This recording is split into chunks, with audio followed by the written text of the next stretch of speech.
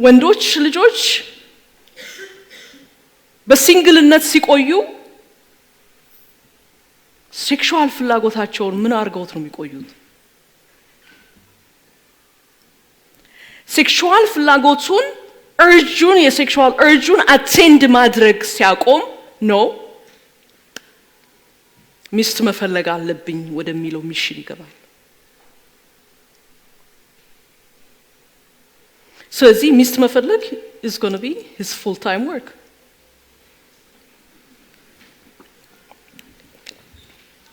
አንዳንድ ሰዎች እንትና የገባው ኳየር ሚስት ሊፈልግ ነው፣ በጣም ቆንጆ ነው ይግባ።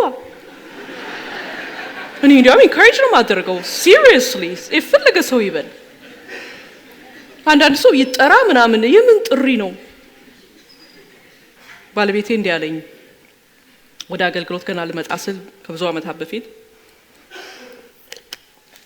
የልጆች ሚኒስትሪ ውስጥ ሰው አንሷቸዋልና እዛ ውስጥ ገብተሽ ነርሰሪ ውስጥ አገልግይ፣ ላንቺም ለተለያየ ነገር ይጠቅምሻል ሲለኝ ይገርምሃል እንደሱ አይነት ጥሪ የለኝም አልኩት። የምን ጥሪ ነው? ቤተክርስቲያን ተቸግራለች፣ ቤተሰባችን ቤታችን ነው፣ ግቢና በዚህ ማገልገል ነው። ምንም ጥሪ ቅባት ምናምን አያስፈልግም። ነፃ አወጣኝ። 4 ዓመት እናትየዋ ቸርች ቃል ትሰማለች፣ እኔ ዳይፐር ጠርጋለሁ። ልክ የሚያስገባ አገልግሎት ሞክሩት፣ ደስ ይላል። ነርሰሪ የምታገለግሉ ስቴጃችሁን አሳዩ።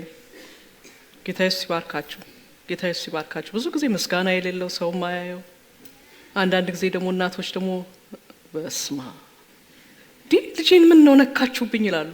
ለፍተን እንጠብቀን ማለት ነው። ረዛ ፖለቲካ ውስጥ ላይ አልገባም።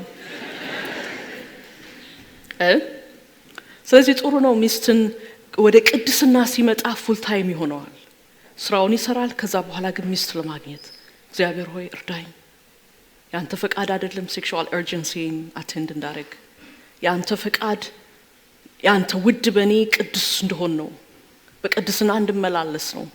ስለዚህ ጌታ ሆይ እርዳኝ፣ እግዚአብሔር ሆይ እርዳኝ፣ የምወዳትን ሴት ማገለግላትን ሴት ስጠኝ እያለ ከእግዚአብሔር ቃል ጋር አታች ደግሞ ይጀምራል።